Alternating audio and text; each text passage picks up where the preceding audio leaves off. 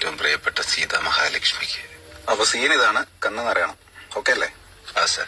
ആർട്ടിസ്റ്റിന് glycerin കൊടുക്ക്. Sir, ഗ്ലിസറിനൊന്നും വേണ്ട, വന്നോളൂ. 2-3 ടേക്ക് ഒന്ന് പോകാനുള്ള സമയമില്ല മോനെ. ഗ്ലിസറിൻ കൊടുക്ക്.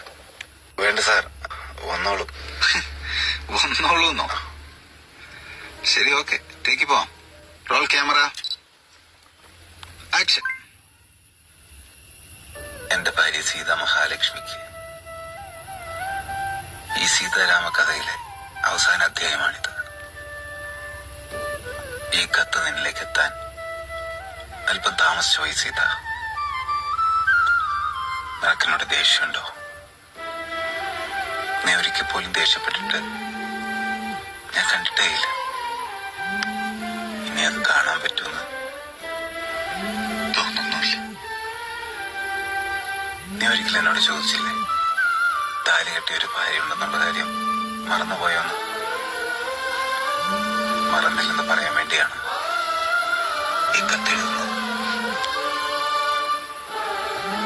എനിക്കിപ്പോ നിന്നെ കാണാം. കണ്ണുനീർ വീണ കത്ത് നനയുന്ന എനിക്ക് കാണാം.